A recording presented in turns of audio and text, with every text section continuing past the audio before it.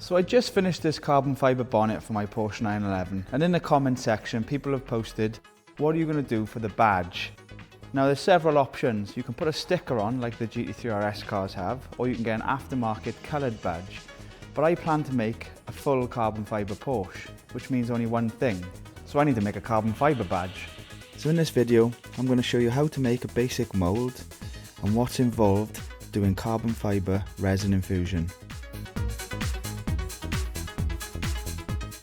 So to do this, I'll use the original Porsche badge. Now luckily for me, it's pretty detailed and textured, and it's also made out of metal, so it's ideal for moulding. So I'll start by taking off the badge, flip the bonnet. It's held on by two little 7 or 8 mil screws on the back. And once we have the badge off, I'll show you what's involved in making a mould of it. I'd say this bonnet's been painted, and whoever painted it was lazy, because they've just masked around the badge, and that's pretty poor. But here's the badge. This is in really good condition, so it'll be perfect for moulding. I'm not sure if the badge will survive the mould process, but we can only try. Now, one of them snapped, but it comes with like a rubber seal. So as you can see here, one of the fixings on the back has come off. Now as one's come off, I may as well cut the other off, because it'll be far easier to make a mould of this if I can stick it to a flat piece of card or flat piece of signboard. Wear glasses and gloves, guys, don't copy me.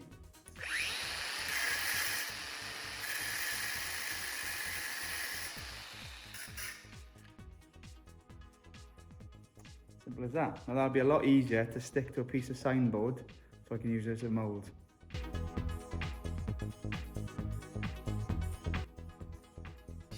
So making the mould of this badge is ideal timing because a delivery from Easy Composites just arrived. As you can see here, Easy Composites. Now in here should be some fresh mould making material, some signboard, some carbon and fiberglass. Let's get them unboxed.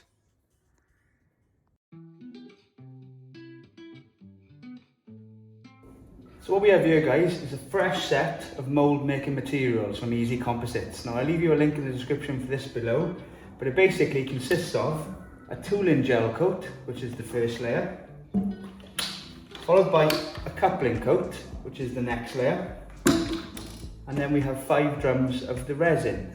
Also included in the kit is various thicknesses of fiberglass matting. So we have some lighter stuff there, some thicker stuff in there, and a fresh batch of signboard.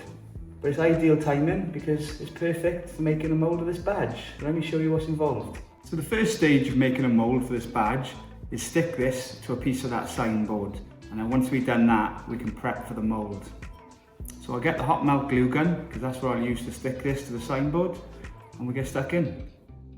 So I started by cutting a section of signboard big enough for the badge to use as a mould, and then I plugged in the glue gun and stuck the badge to the signboard. That was so simple. I mean, making a mould of this is going to be great because it's so small. I'll be able to show you the basic principles of making a mould really quickly on something like this. And basically this is just repeated when you're doing something bigger. So if I was making a roof, for example, this is no different to the process I would use for making a carbon fibre roof, just much smaller scale. So here's a close-up of the badge stuck to the signboard. Now you can tell it's stuck pretty well because I can pick up the signboard. But if you see there, there's an ever so slight gap underneath that badge. The next stage is to use fillet wax to fill that little gap, otherwise the gel coat will sneak round the back of the badge and you won't get the badge out of the mould. So I'll show you what the fillet wax does and how you apply it. So for this stage, we need a small amount of fillet wax. Now fillet wax is this yellow stuff here. Now it's quite hard when you first buy it and first open the packet, but if you knead it and get some heat into it, it goes very pliable. Now all we gotta do here is there's a gap around the side. You make a little bead. Let me zoom in closer so you can see what I'm doing. You put a little bit on the side, and then you use tools like these plastic ones here just to spread it in and make it so it doesn't stand out. And then just repeat the process round the whole part. Now the neater you can make this, the easier it will be to detach the part from the mould, and also you can see the nice defined edges. Now one cool trick with this fillet wax if I leave a bit there, and I don't want it there, look, you can use it like a rubber.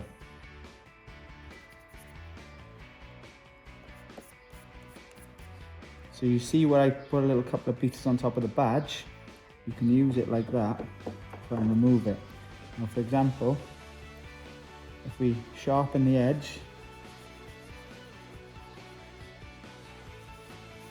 you can use it to tidy up the edges, look. I sharpen it. See, we've got a bit of a frilly edge.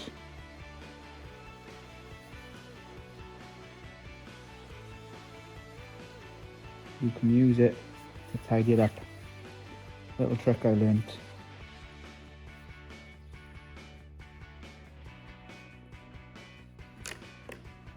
And there you go. We have one perimeter of the badge completely fillet waxed. It's really hard to show you the detail, but that's what it's going to look like when it comes out of the mould. Now that the fillet wax has been applied around the badge, the next thing we need to do is clean the badge and add several layers of mould release wax. Let's get stuck in. So I applied 3 separate coats of mould release wax here, guys.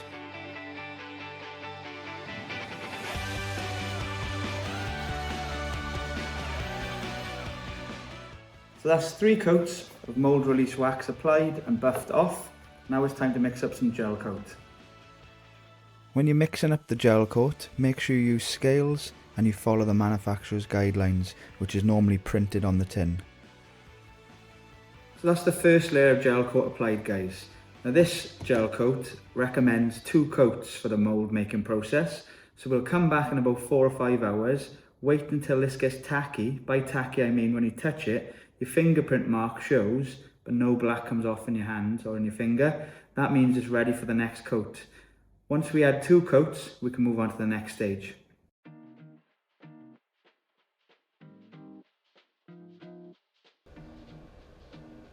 So this is it with 2 layers added.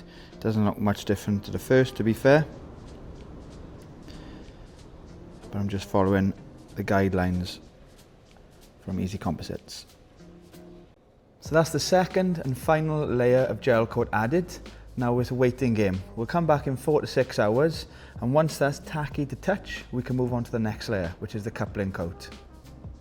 Right then guys, I've left that for about 5 hours, and if you touch it, it leaves a fingerprint mark, but nothing comes off on your finger.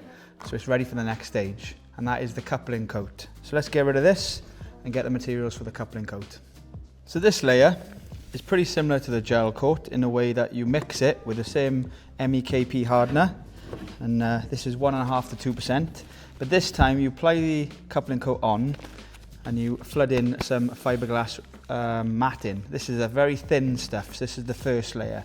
Now the next layer uses a lot thicker stuff, so this is just like a kind of intermediate layer between the gel coat and the main reinforcing. Let me stick on some gloves and get a time lapse on, and let's get this on.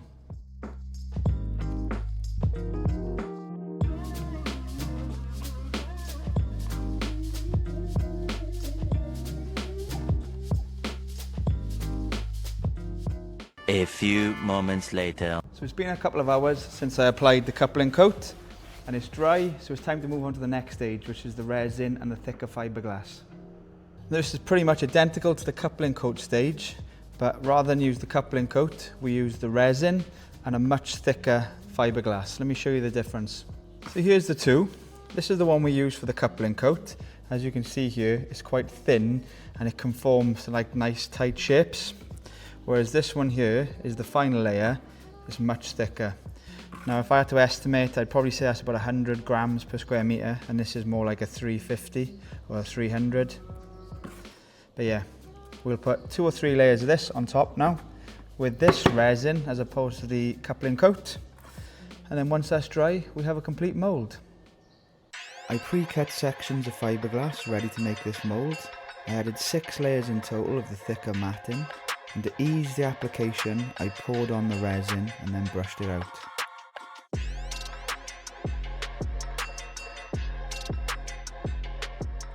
So that's pretty much the mould done, guys. All we got to do now is leave that to cure for 5 or 6 hours, maybe a bit less depending on the temperature in here.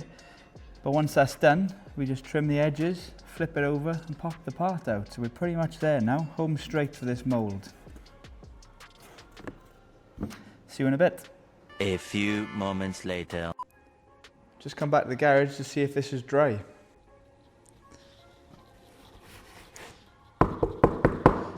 And it is.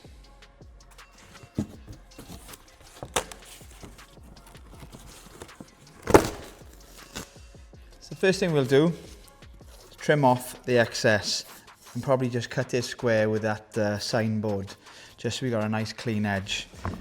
Mask for this, guys.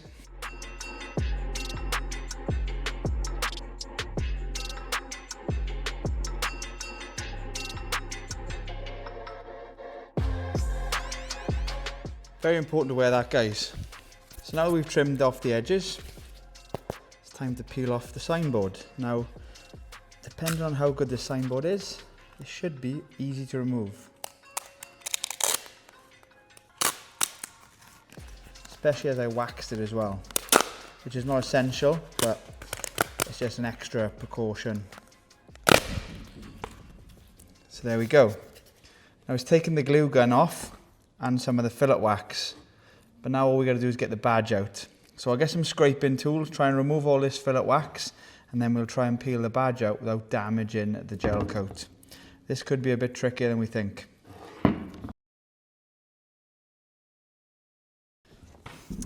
So I'm kind of regretting cutting off that screw, because that would have given me something to be able to pull the badge out. So I'm having a bit of a nightmare to try and get this badge out. However, I've noticed when I stick this on the edge of here,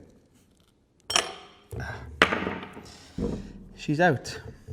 It hasn't damaged it too bad either. I think we've got a good badge there, guys. And here's the result. I'm pretty pleased. It's not a bad copy of the badge. Just needs a bit of a clean and a polish, no? Safe to say, that's going to be pretty sweet once in carbon. So let's get some carbon in there and find out. So to finish off the mould, I wet sanded it with some 2000 grit paper just to take off any nibs, and then buffed it or machine polished it using various cutting compounds to get a deep glossy shine to it. And then I applied several layers of mould release wax. So now that we have the mould made, it's time to make the badge. Now the original Porsche badge for the car was gold, which is nice and contrasting. Now if I use a forged or a weave, it's going to be lost on that bonnet, so I want to use something contrasting as well, but maintain the carbon. So I came up with an idea. I'm going to use some Kevlar. Now Kevlar, very similar to the gold, it'll contrast really nice with the car and also maintain the 100% carbon theme for the exterior, which I'm going for. So let's test this in a mould and see how it comes out. So I started by applying some bagging tape around the perimeter of where I wanted to lay up the cloth.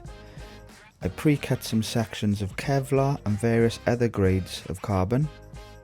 Once the cloth's applied, I used the typical bagging materials such as the peel ply, the breather mesh, the infusion ports for the feed pipes, and then went round with the bagging. So I did a time lapse there, guys, of how I put all the materials and the vacuum bagging on this mould. If anyone really wants detail on how I do that, because obviously I make it look a little bit simple because I've been doing it for a long time. If you want a full-on tutorial on how to bag up a mould, let me know in the comments and I'll do a future video for you. But next stage is to connect this hose up to the vacuum pump and draw out the air, and then we'll get ready. If it seals nice, which I think it will because it's such a small mould, we'll get ready to pump some resin in.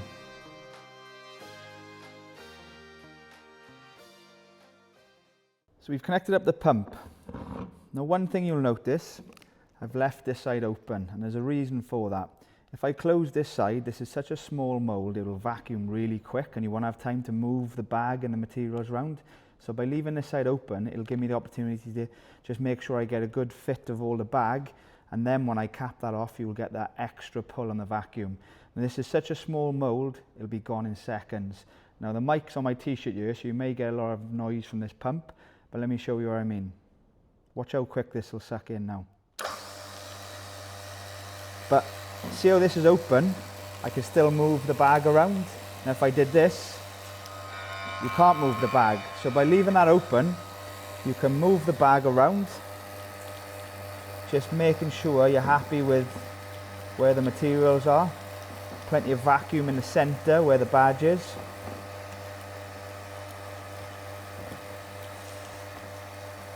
I think that should be suffice. And then all I do is grab one of these clamps and we'll close this side off. And if you see what happens here when I do it, let me try and go on this side.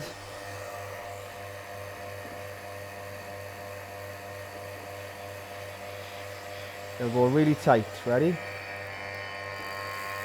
And you hear the pump change tune. That means you're drawing more vacuum. Now if you look at the gauge, she's gone right to the end. So that means so far there shouldn't be any leaks. If you had a leak, you'll see this gauge hovering up here more, and you'll have to keep playing with the bag seal until that pulls fully. But the fact that that's gone all the way down there, I'm really confident that this has got no leaks, which I was expecting because it's such a small mould. So all we do now is clamp this side off. If when you clamp this off you hear the pump change note, you know there's still a leak. So if we do, absolutely no change in the note of the pump, clamping that off. So I'm confident that I don't even need to do a drop test on this. But a drop test is basically you walk away now for about 45 minutes and come back, and if that's still tight after 45 minutes, you're good to pump resin. If for any reason that bag's gone loose, you know you've got a leak. So there's a couple of telltales. You've got the gauge, and you've got the note of the pump, and you've got the drop test itself. So after a bit of experience, you'll get to know how the bag is working. But anyway, I'll come back in about 25-30 minutes and I'll show you that that is going to be still like that. And then we'll pump some resin in. So it's been about 40 minutes and I've come in to check the vacuum test, and that's still tight. So let's mix up some resin. So this is called the infusion process, and therefore we need infusion resin. Now this is the resin, and there's two types of hardener. So you've got fast and slow. Now the bigger the mould, the slower you need the hardener. But for this mould, as it's tiny, we'll use fast.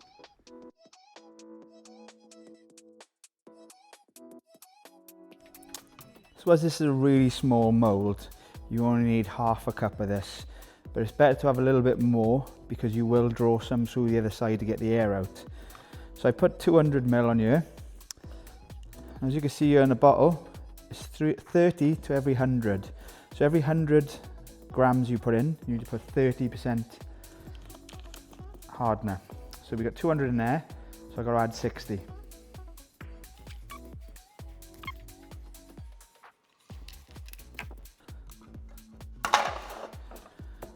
Now we mix it. You can get a better tool for mixing than a screwdriver, in all fairness, but a screwdriver is good enough for me. You don't want to go too crazy with this because the more air bubbles you put in, the more bubbles you're going to get in the part. So just take your time with this. Not obviously, don't take your time too much because you've only got about 20 minutes before this starts to cure. And you can tell when the resin's mixed because it changes colour. When you add it, it's cloudy. Once it's mixed thoroughly, it goes clear. That's good enough for me.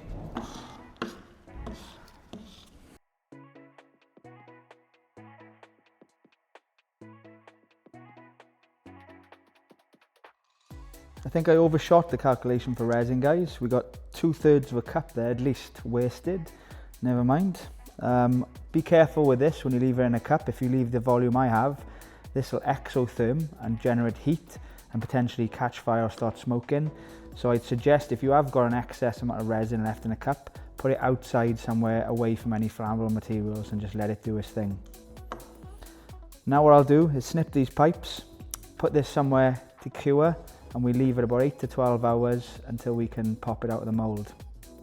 Pretty excited though, can't wait to see what it looks like.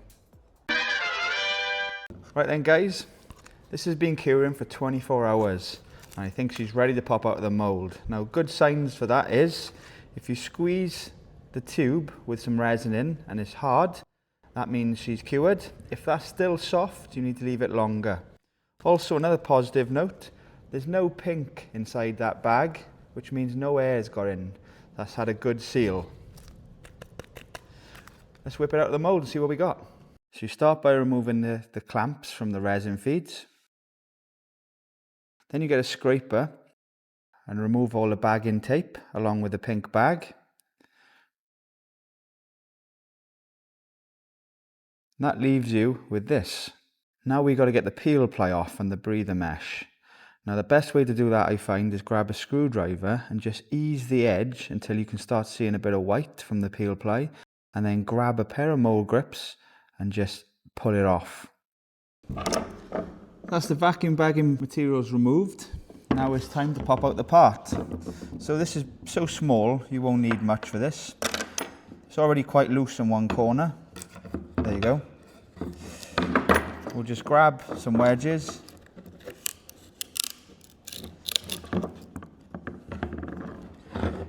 Listen to that creaking, that's it removing. And when I get round the other side, it's going to pop out. There we go. One part removed. So on a plus side, the mould is not damaged, which is a good sign. Are we ready?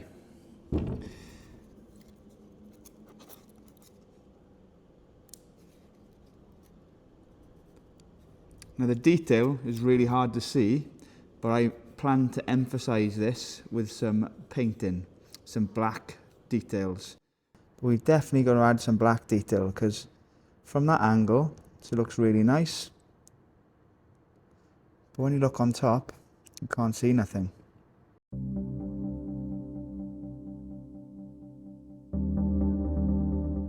This definitely isn't the finished result. It needs more work to get it finished. But what I think I'll do for now, because I don't think I'll have time to cover the painting in this video, I'm just going to temporarily print out some graphics or vinyl stickers to apply to this, just to show you roughly what I'm going to be doing with the paint at a later date. So I started by Google searching for a basic Porsche badge outline. I imported that into my software which came with my vinyl cutter, and then modified it slightly and sent it to the vinyl cutter. Here's the vinyl cutter, printing out the logo or the badge on matte black vinyl. Once the badges were printed, I got a sharp scalpel and picked off all the bits I didn't want to leave me with the bits I wanted to stick on the carbon badge. I painstakingly stuck on each part of the badge. Now this is very rough guys, I'm doing it just to give you an image of what I'm going to be doing at a later date with paint, just to show some detail in the badge. I've temporarily fitted the badge to the bonnet.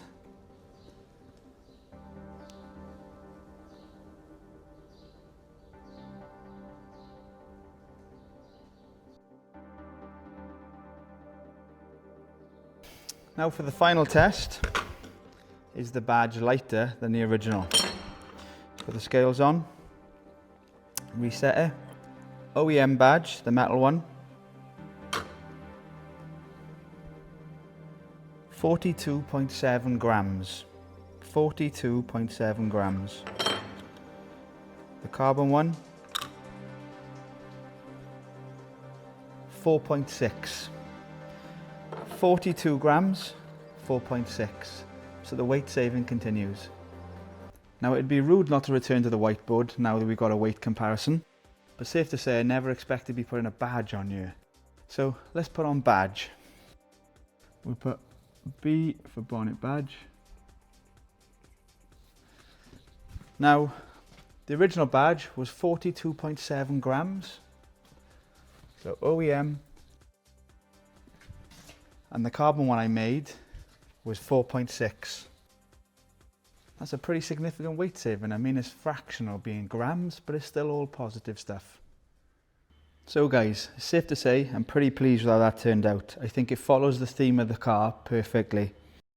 One thing I probably will change at a later date is remove all the black vinyl I put on and hand paint those areas, because I think it'll look a bit more professional. But all in all, I'm happy. But that's enough for this video guys. I'll see you in the next one. 'Cause you're a superstar. You got the face that they've been looking for. You're a superstar. got the face that they've been looking for. You're a superstar. You got the face that they've been dreaming of. You're a superstar. You got the face that they've been looking for. You got the look, you got the style.